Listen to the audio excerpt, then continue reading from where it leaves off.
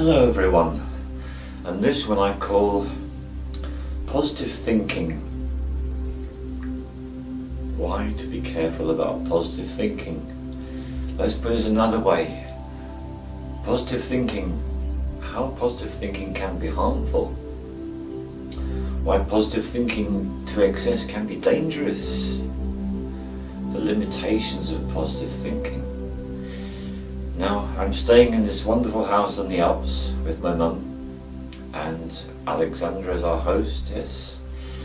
And it's an amazing house, and if you want to look at my previous films you can find out about it and where I'm staying. And I'm going to immediately distract you because I'm going to show you this, which is in my bedroom. This is where I'm filming from. And yeah, okay. So, positive thinking and negative thinking.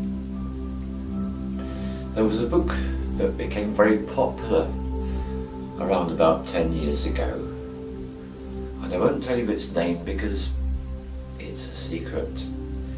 However, that was also a really obvious clue and a terribly broad hint, and like many people I was very moved by that book and inspired by the book, and in a very short time later I had this feeling, something's not right here. You know how you get that, don't you? Sometimes you get exposed to a new idea and then you get that something's not right feeling. Well, it was one of those. So again, I'm going to distract you with this because it's what it is. Every single day it gets dark, and every single day it gets light. Oh, how obvious. Every minute I breathe in, I breathe out. So how could I possibly imagine focusing entirely on positive thinking would be a good idea? Because it's not the world we live in, is it? Not remotely. So pure basic pragmatism tells me that to be focusing entirely on positive thinking, not a good idea. Only focusing on half of the picture. It's like people who talk about wanting to be in the light and being light workers and always focus on the light. What about the dark? What about the other side of the coin? So negative thinking, the gifts of negative thinking are many and multifarious. So many wonderful gifts from negative thinking. And I experience this on a daily basis because I often get really excited and enthusiastic about an idea, and then I'll have a what about this, what about that coming in, what if, doubts. Now here's my little secret about making these films. Every single time I make a film, there's always a doubt that comes in. What about this, what about that? That's useful. The negative thinking, the doubts are useful. They are our allies. And the reason why is because they provide a balance, a counterbalance. It's so obvious when you think about it, isn't it?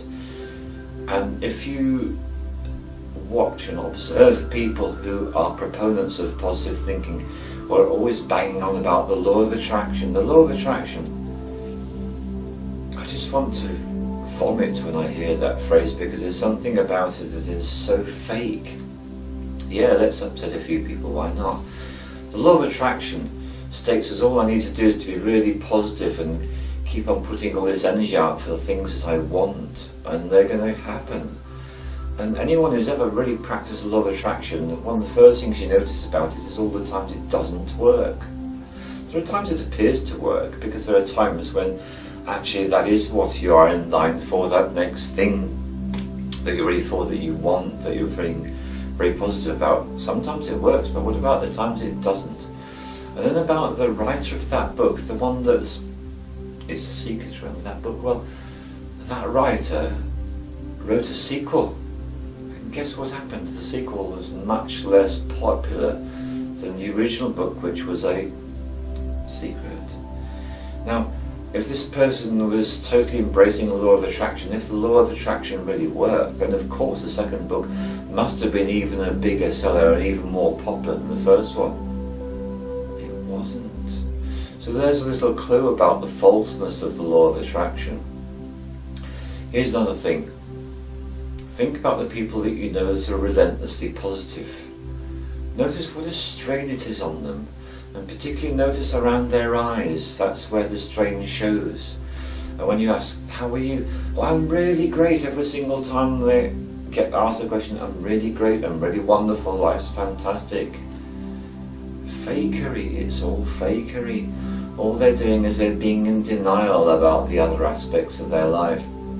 And then there's one person I'm thinking of in particular now. Every time I asked him how he was, everything's great, and then after a while, after I persevered with this person, he started to let the mask slip and showed the other side of the coin, and it felt like such a relief. Oh, so you're a normal human being as well, that's great. Well, now I can have a conversation with you, that's wonderful. Life is about positive and negative, light and dark, breathing in and breathing out. And as a Toltec shamanic practice, I show you, we breathe in life and we breathe out death. Breathing in life, breathing out death. It's real. Like the sun coming up every day and the sun going down every day, so we get our light and our dark. That's real. Someone did some research about people who fixate on positive thinking to get their goals met, and what they noticed is the person doing the positive thinking very much fixates on the goal. And they did some nice little research studies about this. You know, the group of people fixated on the goal being positive thinking, and other people who were not positive thinking, not fixated on the goal, just that's what they're going to do. And what they noticed is the people who were not fixated on the goal, not stuck in positive thinking, what they were doing is they were much more present in the moment, and they got much more appreciation for every step they took on their journey.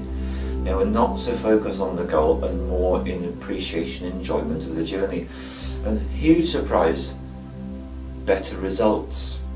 So you get the best results by being in the moment, whatever that may be. Like, oh, I've got some discomfort in such and such, or I'm really feeling a bit of doubt about this, or feeling a bit depressed at the moment, in a black depression. And you know me well enough from having watched these films, I show you all that side of my life. I show you the dark side, the negative side, the difficult side, the doubts, the concerns, the worries, all these things. I show you these things because it's part of life and it's part of being human, and that's what we're here to be for. We're not here to be manifesting the law of attraction. We're here to be real human beings. So if you want to play with the law of attraction for a little bit, that's great, and then balance it out with some doubts. Get into a bit of depression.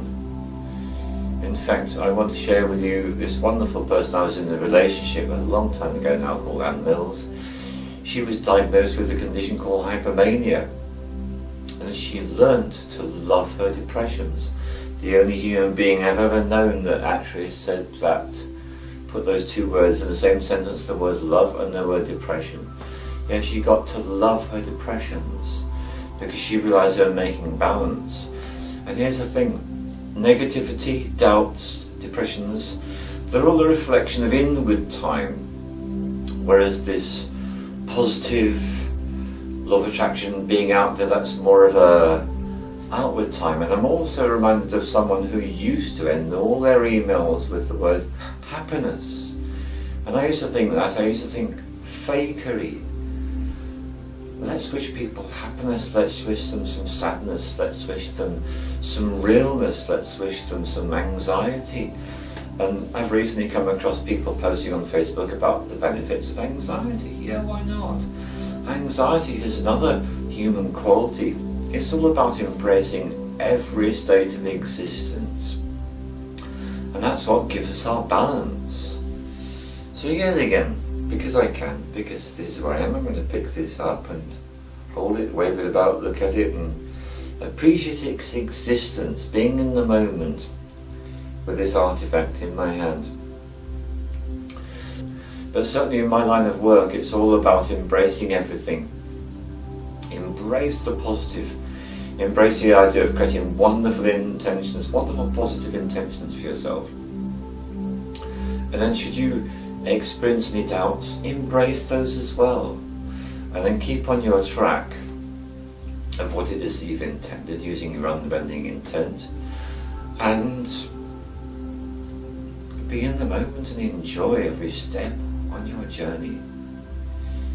Enjoy every step on your journey. That's the thing to do, isn't it? Just be present to it. And even the parts that are painful, embrace them too. Embrace it all, because it's your journey. All the love to you, and all the other states of existence, all the other feelings to you too. And great gratitude that you come on this journey with me. Thank you.